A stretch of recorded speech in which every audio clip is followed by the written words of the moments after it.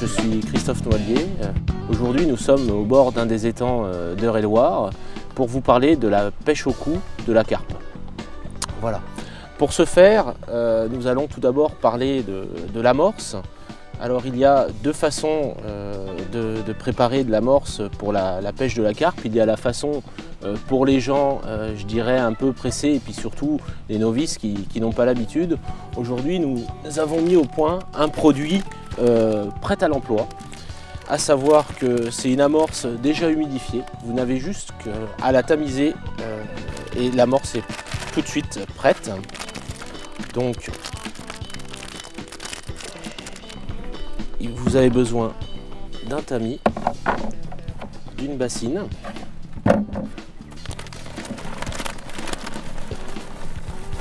vous versez le contenu de votre sachet sur la bassine, puis à l'aide de votre main, il reste toujours quelques grosses particules qui ne me passent pas au travers de la grille.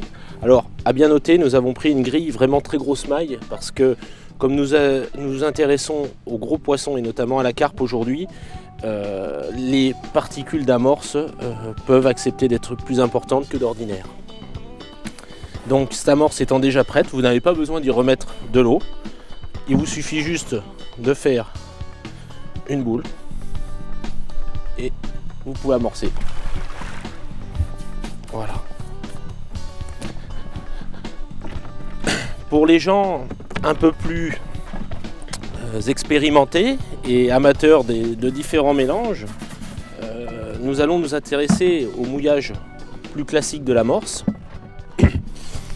À savoir que j'ai pré-trempé des pellets de maïs avec de l'aromix carpe. Cette purée que nous obtenons va nous servir à mouiller la farine que nous allons employer et avec laquelle nous allons amorcer notre coup. Nous allons donc utiliser un paquet de chènevis grillé, on va y mettre un peu, parce que l'amorce, la carpe est un poisson qui aime beaucoup le chènevis et notamment les graines. Ensuite, nous pêchons en étang, donc l'incontournable 3000 étangs. Et pour finir, nous allons ajouter de la 3000 carpe, qui évidemment aujourd'hui est de rigueur. Donc nous obtenons un mélange de farine sèche. Donc on mélange bien le tout pour bien que les trois farines utilisées. Donc, ensuite, nous prenons notre purée de maïs là que nous rajoutons dans notre mélange.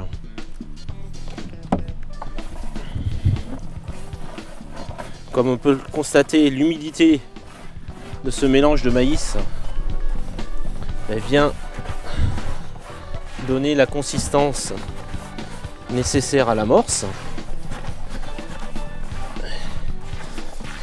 Et comme il nous manque un petit peu, on va faire un petit complément d'eau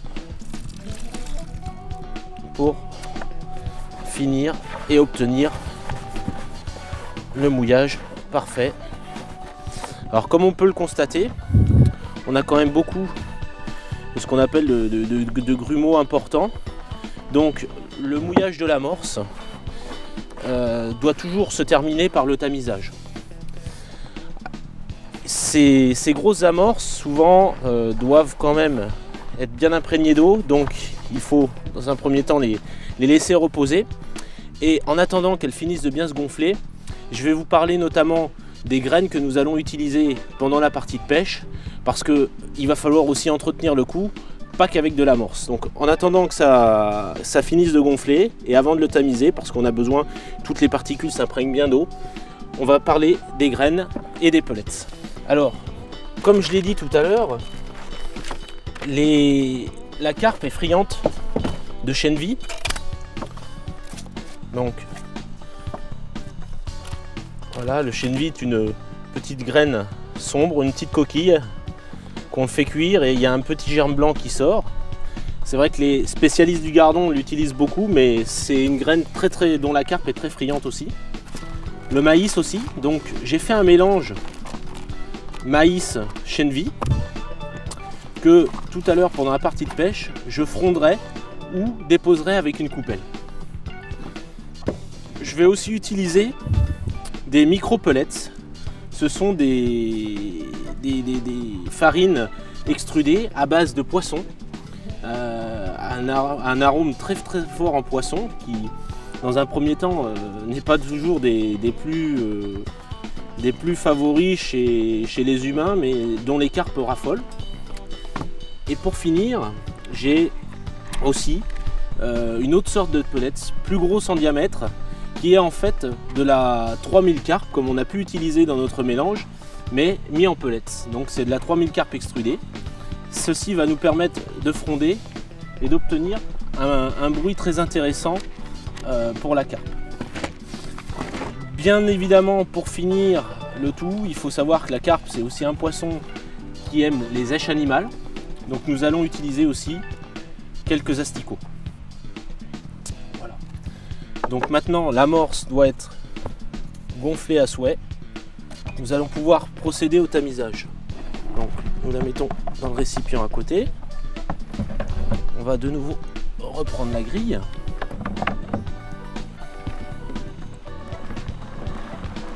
Voilà.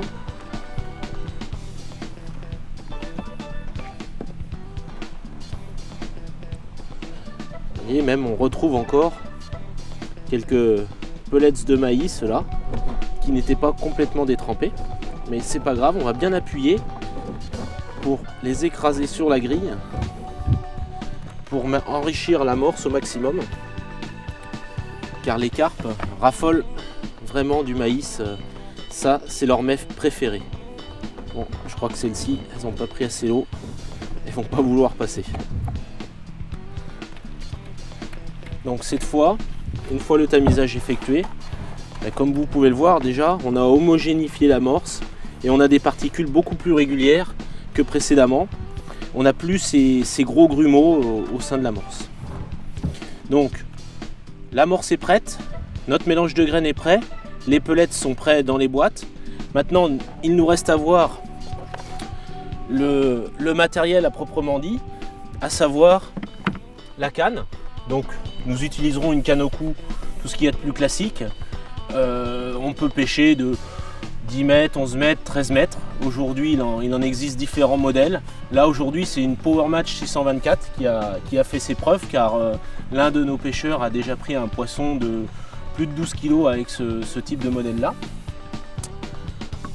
Ensuite nous utiliserons donc un Power Kit qui est quelque chose, une tête de canne qui se constitue de 2 éléments, dans lequel on y retrouvera un élastique intérieur qui permettra lors du combat avec la carpe d'amortir tous ces rushs.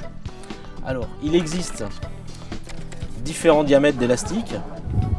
Là comme vous pouvez le voir c'est un élastique de 2,4 mm et ici de 1,80 mm. Ce sont des élastiques creux. Nous pouvons ainsi avoir un allongement maximum pour la même longueur d'élastique par rapport à un élastique plat. Le montage est tout simple. Une attache-ligne qui permet de venir fixer la ligne.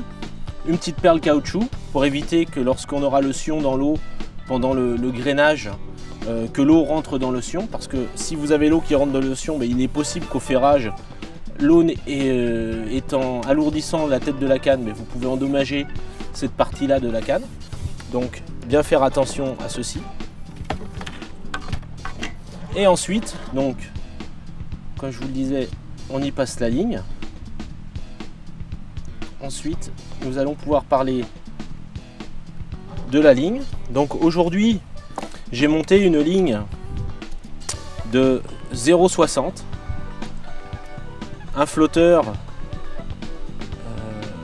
avec fil intérieur, car lors de la pêche de ces poissons là, les rushs étant importants, la vitesse de la ligne dans l'eau est très dure pour les flotteurs, et donc il faut des flotteurs super résistants. Pour ce faire, ils sont équipés d'une antenne creuse qui vient s'ajuster sur une quille fibre qui est des plus solides, comme vous pouvez le constater. Ensuite, sous le corps du flotteur, nous viendrons y placer une gaine silicone qui, elle, n'a rien à voir avec le fil, c'est une gaine simple pour juste bloquer le corps du flotteur. Et pour finir ce montage, une gaine intermédiaire ainsi qu'un morceau de gaine un petit peu plus long pour que l'on laissera dépasser de la quille pour éviter les emmêlages.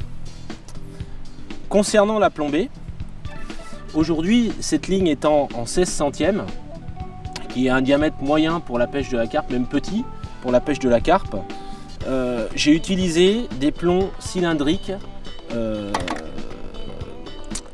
fendus, ce qui nous permet d'obtenir un réglage parfait de la ligne, de pouvoir déplacer les plombs des mieux et que ces derniers soient des plus centrés. Nous aurons donc un plomb de touche. Concernant l'hameçon, dont je n'ai pas encore équipé la ligne, au vu des poissons de cet étang qui sont des poissons de 1,5 kg, de 1 kg à 3,5 kg, bon, parfois si on a la chance nous pourrons éventuellement en attraper un plus gros spécimen, je vais utiliser des hameçons 33-14 et les tailles intéressantes pour la carpe sont la taille 10, la taille 12 et la taille 14 qui vont permettre d'utiliser soit pour l'hameçon de 14 qu'un seul grain de maïs ou un beau chapelet d'asticot. Pour la taille 12, on pourra y mettre un maïs avec un asticot. Et puis pour la taille 10, on pourra là avoir un hameçon beaucoup plus fort et donc y mettre 2 grains de maïs et venir compléter éventuellement par 1 ou 2 asticots pour lorsque on va chercher les plus gros spécimens. Alors là, je vais donc prendre, comme j'ai une ligne encore 16, je vais prendre aujourd'hui un hameçon de 14 sur 13 qui est un petit peu fin, mais lorsqu'on arrive dans une saison, à cette saison-ci, il est toujours plus difficile d'avoir les poissons. Donc on va démarrer plus fin et si jamais il s'avérait que ça mordait, il sera toujours à temps de passer sur du matériel plus important, à savoir une ligne en 20 centièmes, un hameçon de 10 et un bas de ligne en 18 centièmes pour pouvoir tirer un peu plus dessus et ramener plus rapidement ces poissons. Donc cette fois nous sommes prêts, nous allons pouvoir passer à la partie de pêche. Toutefois, un dernier petit détail, à savoir lorsque je parlais de diamètre 16, j'ai utilisé des plombs cylindriques. Par contre, lorsqu'on utilise des diamètres de nylon plus importants, notamment du 18 centième, du 20 centième, nous allons utiliser des plombs style carré qui sont en fait des petits cylindres mais très largement fendus qui vont permettre de pouvoir s'adapter sur le diamètre de nylon qu'un plomb fendu rond ne pourra pas, et il ne sera pas centré sur votre ligne. Donc très important, lorsque vous utilisez du gros nylon, utilisez des plombs style carré pour l'équilibrage de vos lignes, car sinon vous allez avoir des plombées vraiment bizarres avec aucun plomb centré sur votre ligne. Voilà, donc maintenant nous avons vu le matériel, nous allons pouvoir passer à la pratique.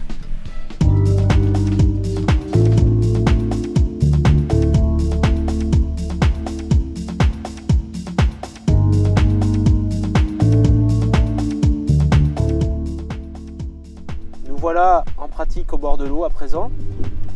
Je vais donc commencer par écher ma ligne avec un grain de maïs. J'ai mis juste un hameçon de 12 pour commencer avec du 13 centième. J'ai pris la ligne fine.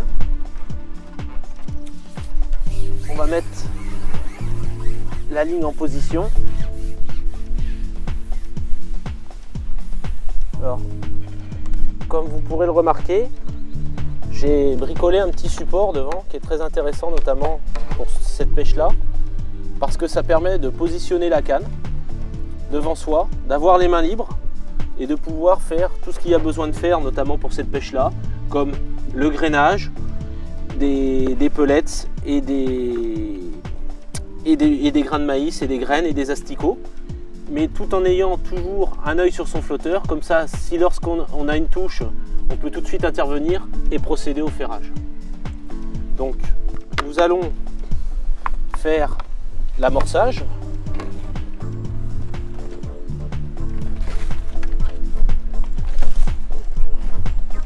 L'amorce, je vais y remettre un petit peu de graines dedans. On va faire quelques boules d'amorce.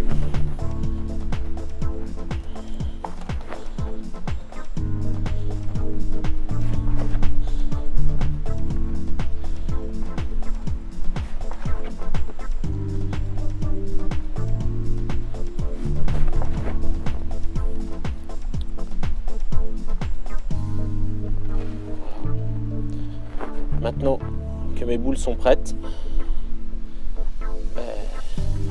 il suffit de savoir bien jouer à la pétanque, viser son flotteur et amorcer.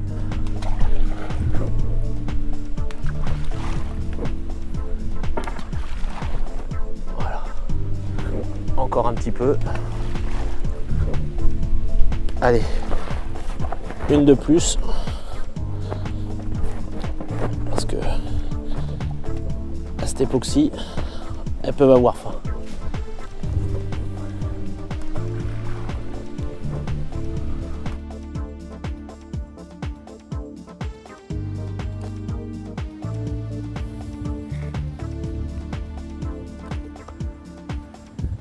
Quelques graines.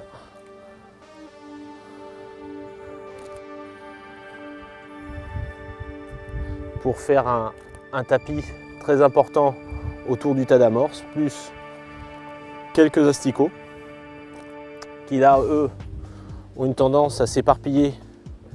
Donc on fait un tir beaucoup plus large, ça permet d'avoir une zone avec très peu d'èches où les poissons vont venir visiter et petit à petit vont se rapprocher et arriver vers le centre où là on a regroupé toute l'amorce.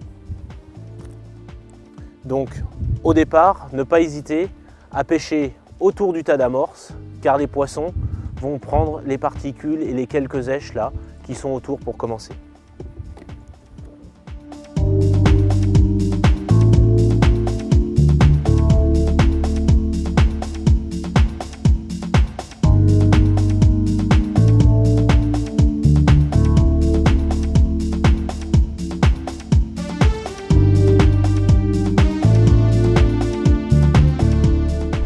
Cassé.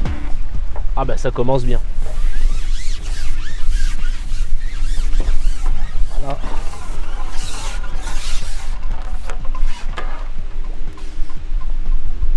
Voilà. Bon ben là il n'y a plus rien. Bon ben on va mettre ça de côté. Je pense que là très vite je vais pouvoir, j'avais préparé une ligne plus costaud.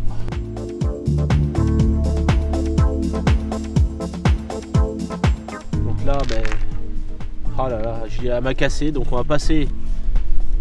Je vais changer d'hameçon. Je vais mettre un hameçon de 12 sur 18. D'ailleurs, au passage, ce petit accessoire bien intéressant, c'est un petit portefeuille à bas de ligne. Ça permet de mettre différents bas de ligne de différentes tailles. On se note au crayon, on met des petites étiquettes.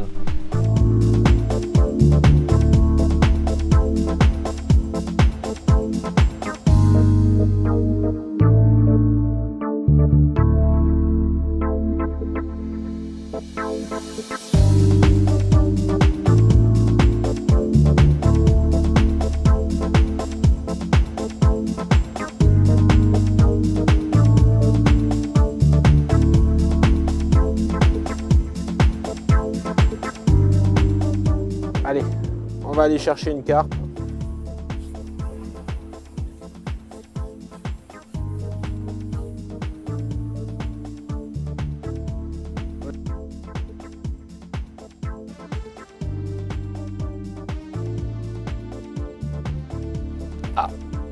Et bien là voilà. Ouh là là là là. Là. Et ben dis donc. Je sais pas ce que je tiens là, mais là, ça a vraiment l'air joli. Ouf. Ouais, je vais être obligé de redonner un peu. Ah, elle veut pas venir. Elle veut vraiment pas venir. Eh ben. Ah, là, il faut que. Ouh là là. Là, le rouleau, que je rate pas mon rouleau. Voilà, je crois qu'on tient le bon bout quand même. Puis là. Eh ben, dis donc.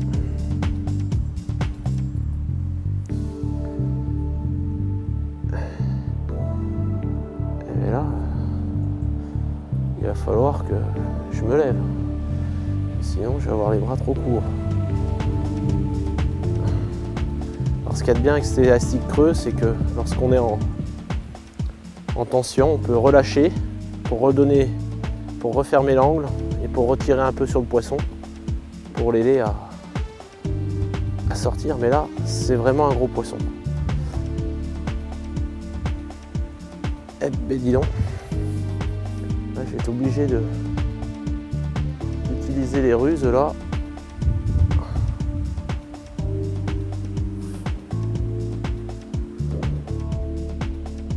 Ah ben, je vais remettre un élément parce que là, vraiment, c'est reparti, mais elle veut vraiment pas venir.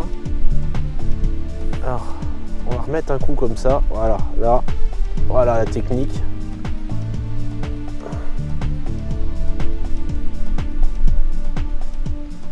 Là. Et ben, je sais pas quelle taille fait ce poisson, mais il doit vraiment être joli.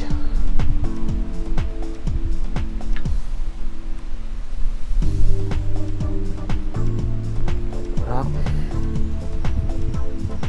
Ah, ça y est, je l'aperçois. Ah oui, elle est jolie. C'est une belle miroir. Ah voilà, voilà comme elle est belle. Un joli poisson. Là, elle est dans mes pieds. Voilà, fatiguée encore un peu. Là.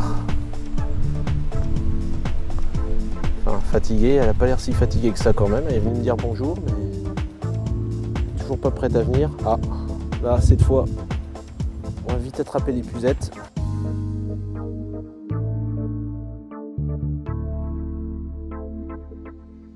Là.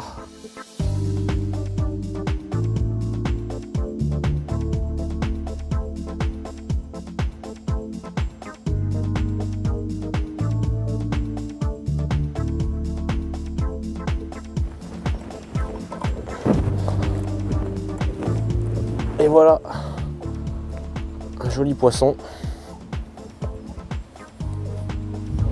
Là. Là. On va pouvoir vite le libérer et le mettre dans la bourriche.